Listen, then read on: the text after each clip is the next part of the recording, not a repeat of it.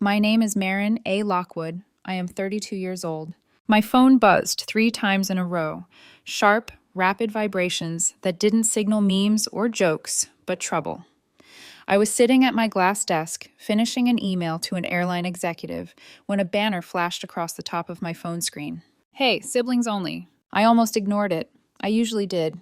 That group chat was my brother Tyler's idea, and he treated it like his personal gym selfie gallery. But the messages kept stacking 1, 2, 3, 5, fast enough that curiosity finally outweighed irritation.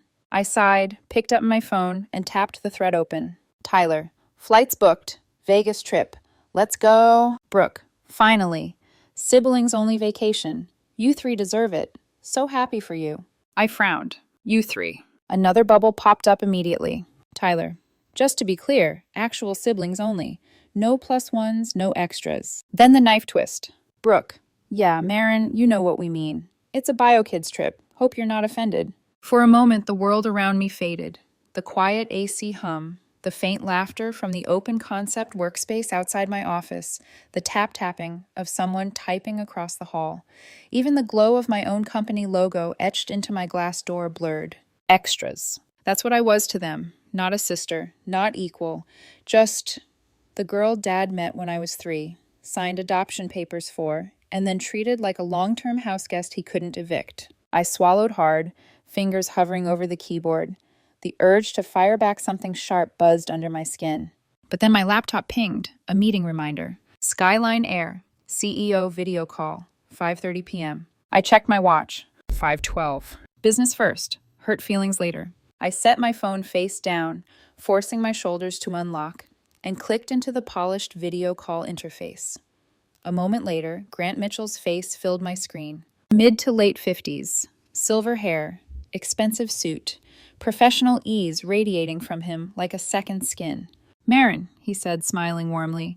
Good to see you. Ready to make this official? Absolutely, I said, matching his tone, matching his confidence.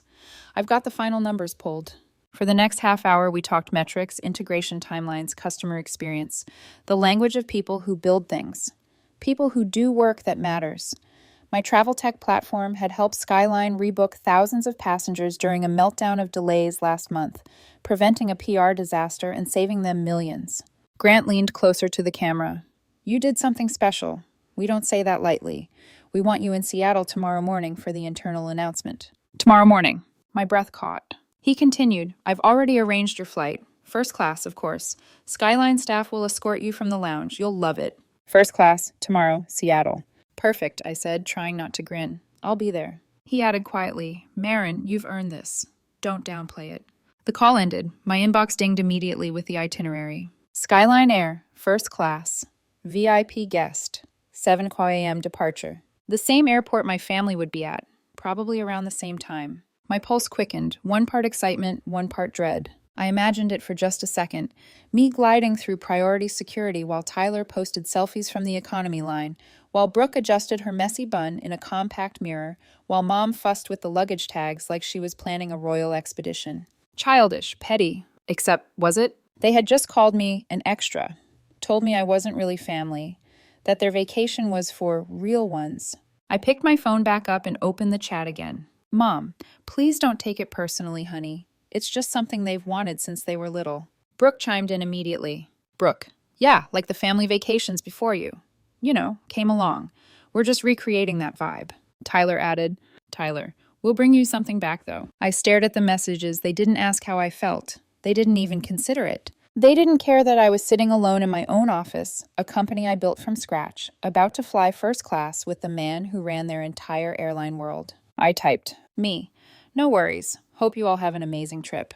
3 dots popped up. Mom, you're being so mature. I'm proud of you. I almost laughed. Proud of me for accepting exclusion? Sure. Let's call it maturity. I locked my phone and crossed the office to the window. Downtown lights shimmered as dusk settled.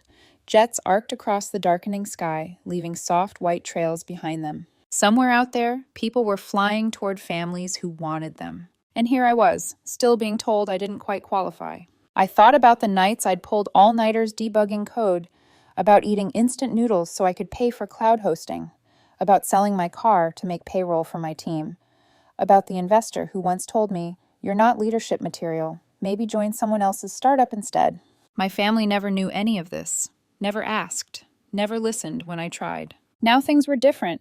We had investors, we had revenue, we had Skyline Air. I walked back to my desk and stared at the confirmation email on my screen. Cabin, first class, status, VIP guest, escort required. They would see. Not because I wanted revenge, but because truth shines, quietly, cleanly, even when people try to dim it. Tonight, I packed light, a soft blazer, tailored jeans, clean white sneakers, professional enough to turn heads, comfortable enough to walk through a terminal without flinching. As I zipped my bag, I saw Brooke's Instagram story. "Sibling trip, real ones only, Vegas, here we come." I could have responded, could have slid a sarcastic comment under the post, could have started a fight.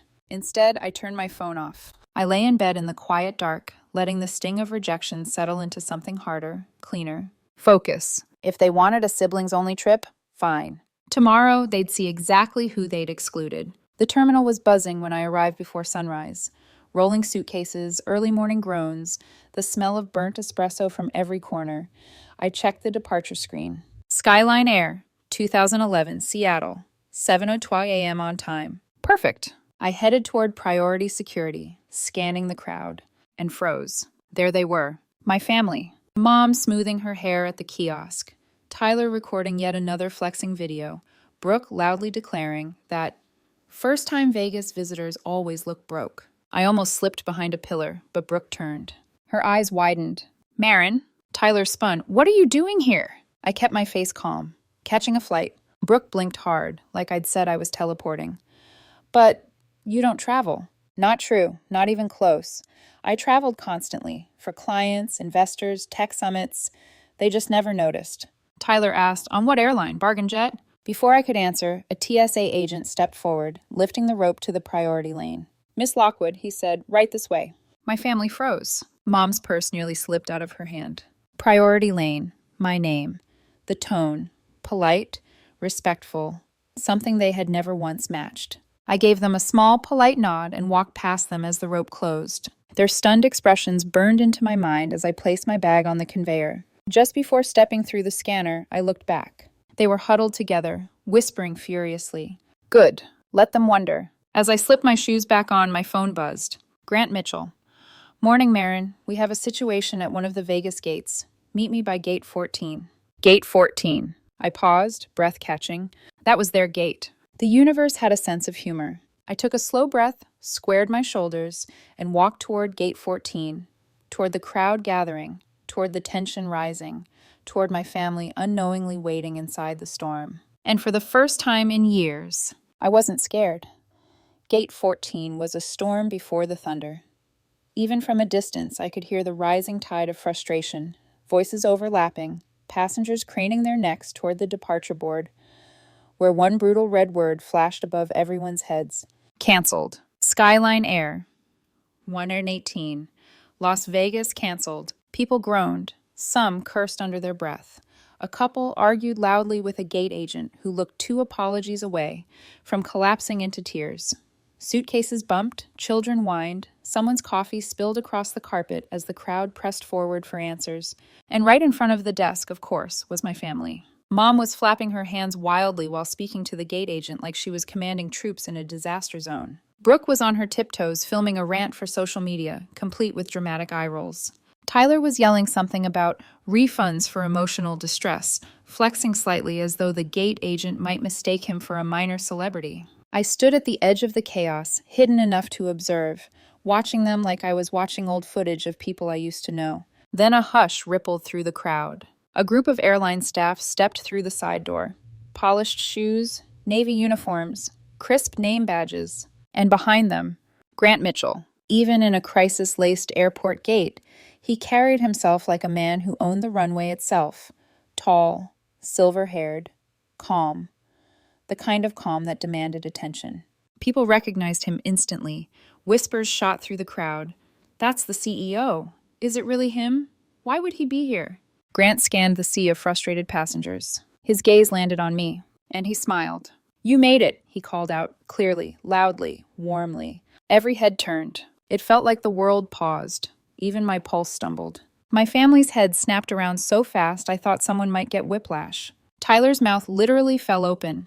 Brooke froze mid-recording. Mom's eyebrows flew so high they almost touched her hairline. I stepped forward slowly as Grant walked right up to me. "Sorry to pull you into this chaos," he said, offering his hand.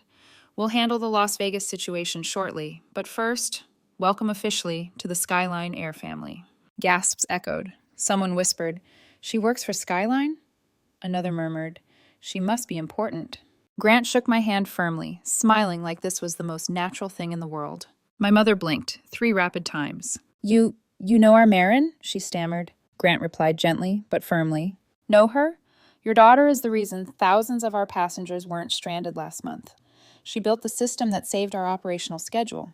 The words dropped like stones into water, sending shock waves in every direction. I felt the warmth bloom in my chest, a slow rising heat, not from pride, but from finally being seen. Tyler stepped forward, eyes darting between Grant and me. "Wait, you built what?" Grant didn't miss a beat. "She developed the adaptive rebooking engine that saved Skyline Air millions, one of the smartest people we've partnered with." Brooke swallowed so hard I could see her throat bob. A murmur of respect rippled around us before Grant nodded toward the corridor. "Shall we head to the lounge? I want you comfortable before boarding." I nodded, calm, professional, even though my pulse was a full symphony inside my chest. We walked together past the stunned crowd. Someone whispered, "She must be some kind of director." Behind me, Brooke hissed to Tyler, "Why didn't she tell us?" Grant overheard, glanced back, and said lightly, "Some people don't need to announce success, they just live it." I didn't turn around, I didn't need to. The executive lounge was a different planet. Soft lighting, sleek furniture, rows of artisan pastries that looked like they belonged in glass museums. The scent of fresh espresso replaced the acidic smell of airport stress. I sat near the window while a hostess brought me a cappuccino topped with perfect foam. My hands finally stilled, not trembling from anger, not from hurt, just release. The weight I'd carried for years, of not being enough, of being the extra, seemed to unravel in the quiet hum of the lounge. Grant returned after speaking to operations. "Mechanical issue on the Vegas jet," he said. "We're already rebooking passengers. And yes, your family will receive full compensation." I exhaled. "Skyline doesn't discriminate, huh?" He raised a brow. "Should we?" A small laugh escaped me. "No, they do that well enough for everyone." Grant sat across from me, studying my face. "You okay?" he asked quietly. I nodded. Better than I thought I'd be. "It's a strange thing," he said, "when the people who know you least try to define you the most." That sentence hit me harder than I expected. Before I could respond, my phone buzzed. Then again, and again. 3 messages in a row. "Tyler, what was that?" "Brooke, why didn't you tell us you worked with the airline?" "Mom, honey, is that man really the CEO? Are you important?" I stared at the screen. For years, I couldn't get them to remember my birthday without 2 calendar reminders. Now they were scrambling for answers. I didn't reply, not yet. Grant's eyes flicked toward my phone. "If you need a moment." "I don't," I said calmly. "Not anymore." A soft announcement played overhead. "Skyline Air Flight 2011 to Seattle, now preparing for boarding." A staff member approached. "Mr. Mitchell, the aircraft is ready. We're ready to pre-board you and Miss Lockwood." Grant stood, straightened his jacket, then extended a hand toward the jet bridge. "Ready, partner?" I inhaled deeply. "Yes, I think I finally am." We walked together out of the lounge, down the quiet corridor toward the jet bridge. As we passed a glass wall, I glanced left. There they were, my family, huddled near the rebooking line, faces tight, confused, lost. Tyler spotted me first. "Marin, wait!" Brooke cupped her hands. "Are you flying with him?" Mom pressed forward. "Sweetheart, can we talk?" I paused for one breath, one heartbeat, meeting their eyes through the glass. Not smug, not vindictive, just free. I mouthed, "I'll call you after my meeting." Then I turned and walked toward the jet bridge. For the first time in my life, I wasn't the one being left behind. I was the one moving forward. The jet bridge hummed with a low metallic vibration, steady, rhythmic, almost calming. Every step felt like crossing a threshold I'd waited years to reach. Not a dramatic transformation, not a revenge moment, just a quiet reclaiming of my own story. When we stepped onto the aircraft, a flight attendant straightened instantly, her professional smile warming when she recognized Grant. "Good morning, Mr. Mitchell," she said. Then she turned to me. No hesitation, no doubt, no second glance. Welcome aboard, Miss Lockwood. She said my name like it belonged here, like I belonged here. Grant gestured toward the first row. Settle in. It'll be a smooth flight. I placed my bag overhead, the leather sliding easily into place. When I sank into the wide first-class seat, it wrapped around me like it had been waiting. Better than any hug my family had given me in years. Passengers trickled down the aisle, some whispering when they spotted Grant, others giving me curious glances, wondering who I was. I didn't shrink. Not this time. I looked out the window just as our plane began pushback preparations. And there, through the glass of the terminal, I saw them. My family. Mom still holding her purse like a shield. Tyler staring in disbelief, arms slack at his sides. Brooke frozen mid-sentence, her phone dangling uselessly in her hand. The three of them looked like they'd been dropped into a version of reality they didn't understand. There was shock on their faces, yes, but also something else. Recognition, respect, a dawning awareness. And for once, it didn't hurt them to see me succeed. It hurt me to realize how little they had seen until now. My phone buzzed. Once, twice, 3 times. I hesitated, then lifted it. Mom, I didn't know you were doing all this. Why didn't you tell us? Brooke, I feel awful, seriously. We shouldn't have excluded you. Tyler, look, I was a jerk. I'm sorry. Can we start over? I stared at the messages, feeling something inside me loosen. Not quite forgiveness, not yet, but something like possibility. The seatbelt sign chimed softly. Doors closed. Engines roared to life. We began to taxi. I typed slowly, choosing each word. Me. I'm not angry, but I needed this moment for myself. We can talk when I'm back. And yes, we can start over. 3 dots blinked, then disappeared, then reappeared. But they didn't flood me with excuses, didn't minimize, didn't retreat into defensiveness. Just a single, simple message from all 3. We love you. It didn't fix everything. It didn't erase years of being the extra. It didn't suddenly rewrite our history. But it was the first honest thing they'd said to me in a very long time. And somehow, that was enough for today. The engines rumbled louder, vibrating through the cabin. Grant glanced over from the seat across the aisle. You handled that, he said, with more grace than most people would. I gave a small, wry smile. I spent years trying to earn a place with them. Turns out I had one somewhere else the whole time. He nodded, eyes warm. Success has a way of revealing who people are, and who you are. I let the words settle. As the plane lifted into the sky, smooth and strong, the world below shrank into soft grids of color. I leaned back, letting the weight in my chest finally loosen. My identity didn't hinge on their acceptance anymore. My value wasn't measured by biology or old wounds. My future wasn't defined by the people who couldn't see me. I was building my own family, my own path, my own life. And for the first time, it wasn't about proving anything to anyone. When we landed in Seattle a few hours later, the air felt different, cooler, cleaner, sharper. Grant walked beside me as we exited the plane, chatting about the internal announcement. I could almost feel my old life falling away behind me, like a heavy coat finally unbuttoned. Later that night, I sat in my hotel room. The city lights reflected across the glass, Skyline Air's headquarters looming across the skyline like a beacon. My phone buzzed, a FaceTime request. Mom, Tyler, Brooke, all 3 on one screen. Awkward smiles, genuine eyes, a different energy than I'd ever seen from them. Sweetheart, Mom began, we're proud of you, really proud. Tyler scratched his cheek. I didn't know you were doing all that tech stuff. Brooke leaned in. Is it true you're working with the CEO? Like, for real? I laughed softly. Yeah, for real. And for once, they didn't interrupt, didn't diminish, didn't get defensive. They listened, really listened. And I talked, not to convince them of my worth, but simply to share who I was, this time without shrinking. We talked for nearly an hour. Not perfectly, not effortlessly.